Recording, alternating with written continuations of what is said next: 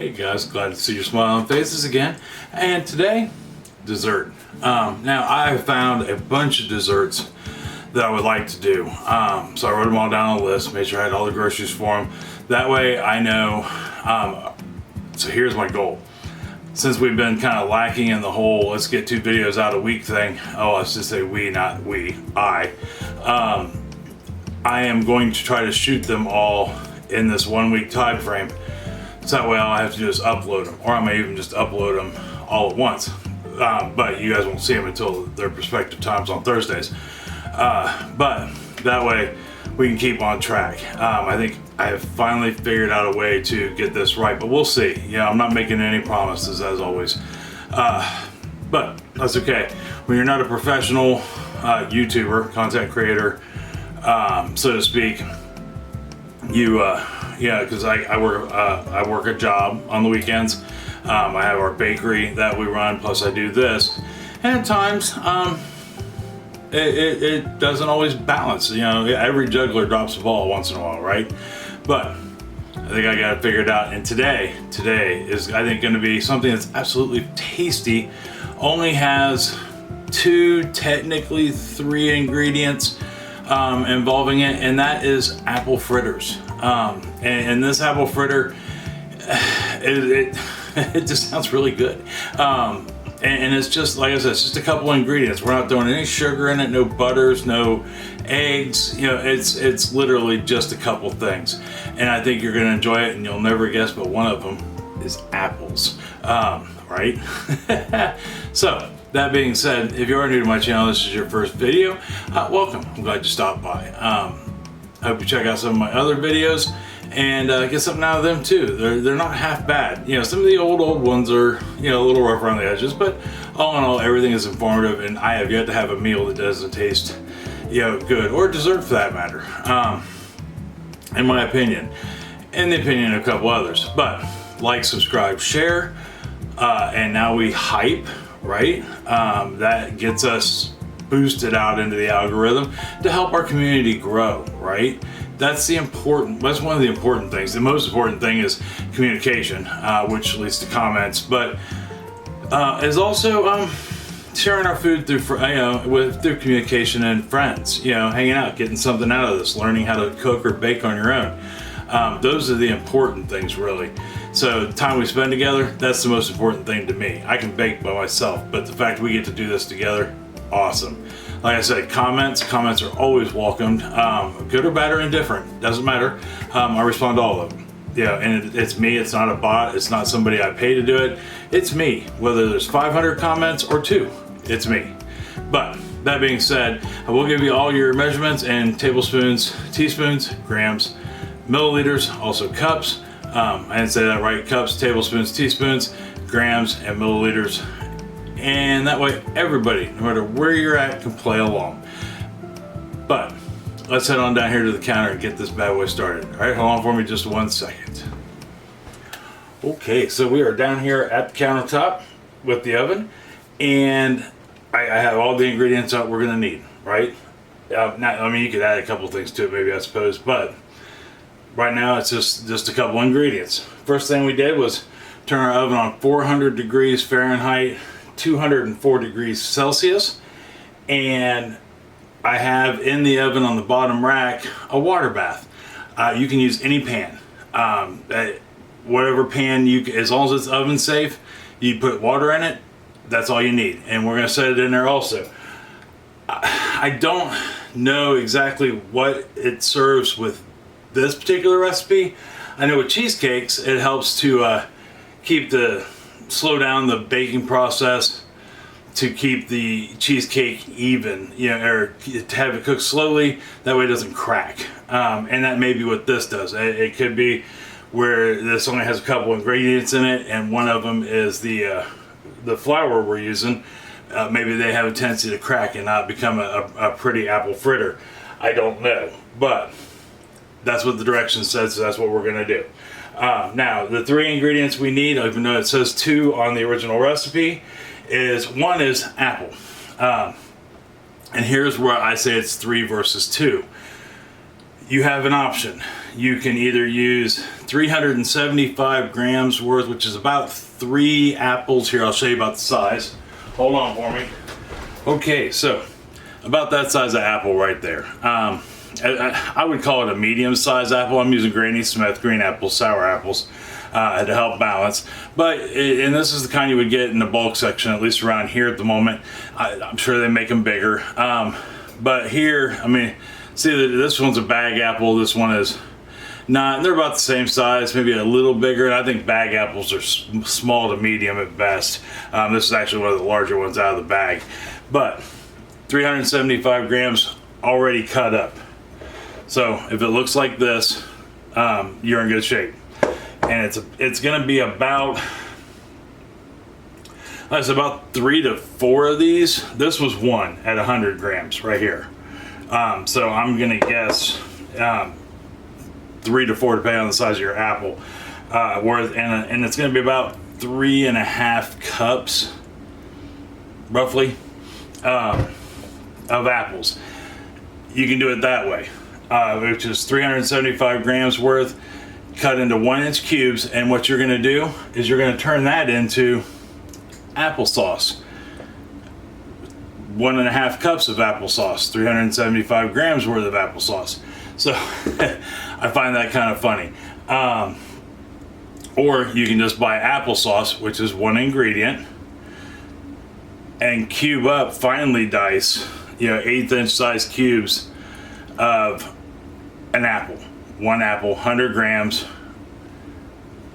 applesauce, 1.5 cups, 375 grams apples. Right here, the last player to the game. This is my 3rd ingredient. I say that's not one because applesauce is its own entity, apples are their own entity, so on and so forth. Is self-rising flour. Now you can make this if you don't have it and you don't want to go out and buy a bag because it's expensive, more so than flour. And if you want to make your own, all you have to do is do 2 cups, 240 grams worth of regular all-purpose flour, 3 teaspoons, 12 grams of baking powder.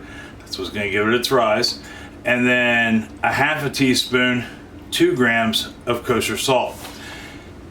And then you whisk that together or run it through a sifter. This is 258 grams worth of self-rising baking flour, or self-rising flour. Holy cow, my brain is just not cooperating with my mouth. But, so we've got 375 grams of applesauce, 1.5 cups. I have got about 1 cup, 100 grams of finely diced apples, 2 cups, 258 grams of self-rising flour. So all we're going to do to this is I am going to take my 1.5 cups of applesauce, and we're going to start off by putting that in with our flour, right? Just like this. And then we are just going to mix this until our flour is completely coated with the applesauce. Okay, so we have our dough mixture, so to speak, right here, and it looks tacky, but it's not as tacky as you would think. So we've got it mixed, and like I said, it's got kind of a sticky consistency. There's what we're looking at there. It's batter, not dough. And then we take our apples, and we're just going to put those in there and stir those in to our dough mix. Now, at this point here, you could also add some cinnamon, some nutmeg, whatever spices that you would like. If you have an apple pie spice kit available, or some apple spice that you make, you could easily add that in here to give it that flavor. And then they would have that kind of apple pie taste in your fritter.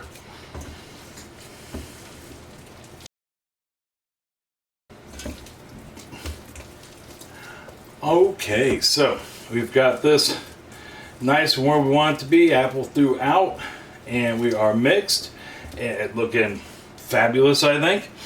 And our oven is preheated. So now, next thing we want to do is take a large cookie scoop or an ice cream scoop, basically. And we're just going to take, I've got a cookie sheet right here, and I've got parchment paper on it. That way we don't have to fuss with it. And we are simply going to scoop out, I actually don't even know. Here, I'll tell you what, let's do this real quick. See if I got it over here, yep. I'm going to take my scale and we're going to see how much one scoop weighs. We'll use the lid of the apples as a reference. That way we can see about how much we're going to get, because I mean it doesn't say in the recipe exactly how big to make them or how many it makes, and that's okay.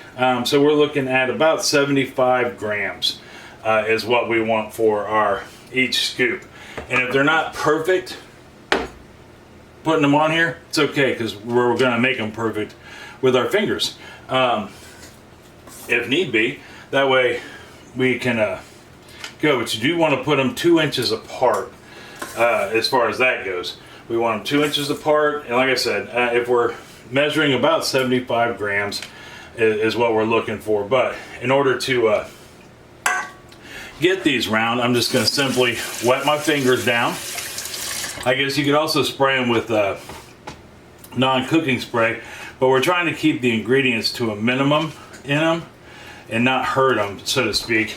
Now, it also says that you can brush these with some olive oil, which we might do. Well, you know what we might do is do half of them with olive oil, half of them without. But anyhow, I'm going to go ahead and get the rest of these on here, and then we can talk about how long to bake them for. Okay, so I got in with those. I was busy reading my directions, my recipe that I wrote down. If you are new, I literally write all my recipes down. I write them down in pencil. That way I can make changes if need be. And it does say on there, 1/3 of a cup measuring cup you can use. So, and that's about 1/3 of a cup. It might actually be a little smaller. But if you look right there is my 1/3 of a cup measuring cup. Right there's that. Not as deep, a little deeper. So it's close at any rate. And I got 9 of them at 75 grams. So we're going to go ahead and get these in the oven at our, okay, we got them in the oven, 400 degrees. Got our water bath going in there, and it is boiling hot. So how long do we bake them for? Well, the instructions say, the recipe says 20 minutes. So I got it at 20 minutes. I'm going to turn my light on. How many of you guys use your light when you have stuff in the oven? I use my light every time. It doesn't even matter if it's covered. It's still on. I got into the habit of it. That way I could watch things bake or cook and see what happens, right? That's kind of the fun part, at least for me. It's like science. But we're going to start at 20 minutes. I'll look at it at 18 minutes. And according to the recipe, we are looking for puffy and cooked through. So to me, puffy, raised, cooked through can mean a couple different things. I could possibly stick a toothpick in it and it shouldn't have any batter on it. And chances are good, if we're to that point, much like a cake, it will no longer look wet. So, but there's also variables, real quick. How moist were your apples? How wet were your apples? How much moisture were they holding? Things of that nature. So you want to make sure that it has at least a dry look on the outside, but not burnt, possibly even golden brown. But anyhow, we'll take a look at them when I come back and talk about what we can do next. All right, I'll see you here in just a minute. Okay, so our fritters are out of the oven, and it did take 20 minutes, and there is where we came out to be. So now we can just let these cool for a minute. They don't have to necessarily cool down to room temperature, because fritters are always best served a little warm. But we do want to give them about 15 minutes on their own to relax before we try to take them off of the tray, and we want them to cool down at any rate. Well, you could even go as far as, because it doesn't say any of this in the recipe, but we could let these sit for about 3 or 4 minutes, and then I'll place them on a rack. But when I come back, we are going to make some icing to go on these. So I think it's going to be really good. This will be the not healthy portion of this somewhat healthy snack. All right, hold on for me 1 second. Okay, we got the fritters are on a rack, and those really are just the prettiest thing. Still a little warm, but not untouchable. Just nice. And I think I did not put oil on them, but I think, and it was avocado oil, not vegetable oil. I was thinking my brain is not in the game today, but what it does is it adds a little more crispness to the outside of it. But I think those are just dandy the way they are. And so I did not put it on there. I just didn't need that extra something to go with it. And it was an option. So now we're going to do a half a teaspoon, 2 grams of apple pie spice or pumpkin spice, depending on who you are, where you live, but they're basically the same thing. And I'm going to add that to 150 grams, 1 1/4 cup of powdered sugar. And then I am going to grab a whisk, and we are going to start whisking this while I add in 3 tablespoons,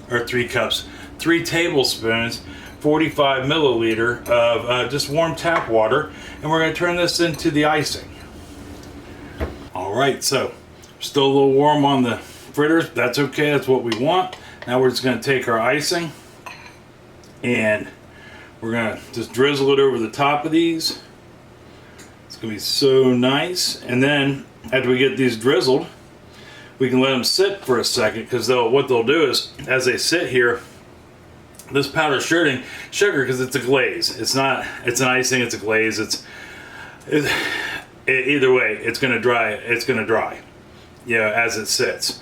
And that way, we don't have to worry about going all over the place. But you notice, I have it on the rack, but I also have it on the baking sheet that we were using to bake these with the parchment paper still attached to it.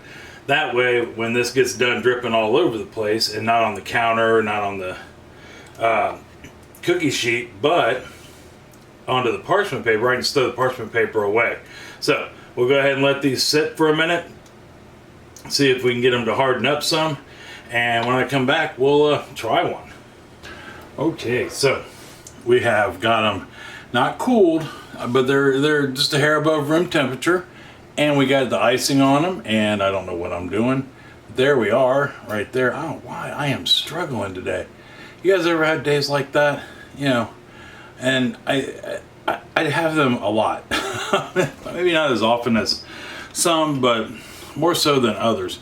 And I think it's just, it could be anything. But anyhow, we're not here to discuss my mental issues, because we could be here a very long time depending on who you talk to.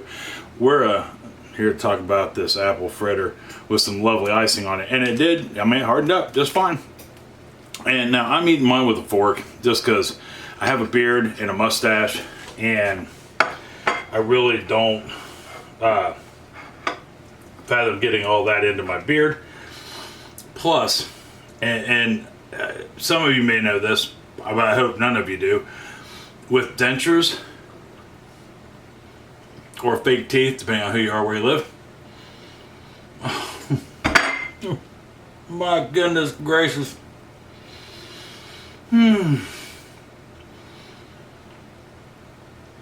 Okay, so that is amazing. Just amazing. Yeah, wow. With dentures, it's hard to, stuff like that, biting through it can be a challenge at times. That is so good. So good. I'm here to tell you what. Oh, man. I can't wait for everybody else to try these. Okay, so it's a good thing these are easy to make. They should take you less than 30 minutes total. Sorry, to get them baked. Which the recipe, the person I got the recipe off of, which I'll leave either here or down below.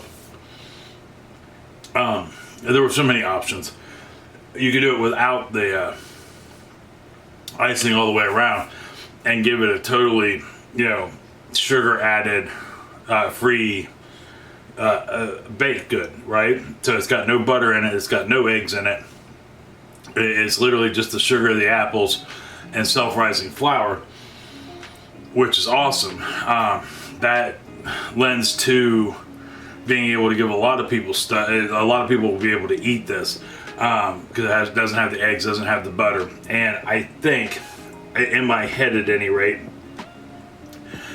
if you went with the making your own self-rising flour and used a gluten-free flour, I think you would get the same results, and then you would pretty much be gluten-free. There would be no wheat in it, which then would give you a gluten-free, egg-free, nut-free. Almost anybody could eat this.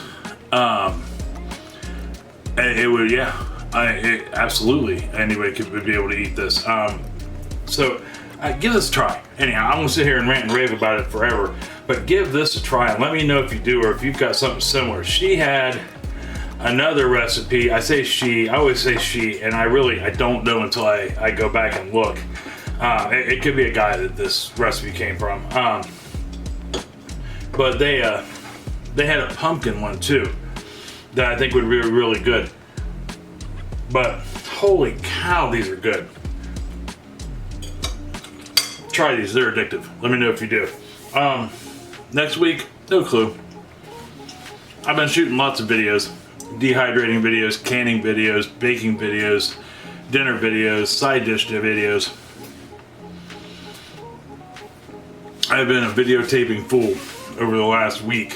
So hopefully you'll get to see a variety of stuff, but it'll still be, like savory one day, sweet the next day, hopefully. If all pans out. But anyhow, until the next time we run into each other, I love you. I love you very much, and I mean that from the bottom of my heart. Tell somebody else you love them and love them very much. They may need to hear it. Today may be the day of all days that they've had. They just need to hear I love you. It's gonna put a smile on their face. It's gonna put a smile on your face. It's gonna make you both feel great. And if you make them some of these apple fritters, cup of coffee, glass of milk, or whatever your desired beverage is, depending on how old you are, who you are, and where you're at, that's going to lead to some conversation, I guarantee it. This would be a good, quick breakfast, and they'll hold 2-3 days. Throw them in the fridge. Give them a try. All right, anyhow, until next time, I love you. I love you very much, and I will see you then. All right? Talk to you later. Bye-bye.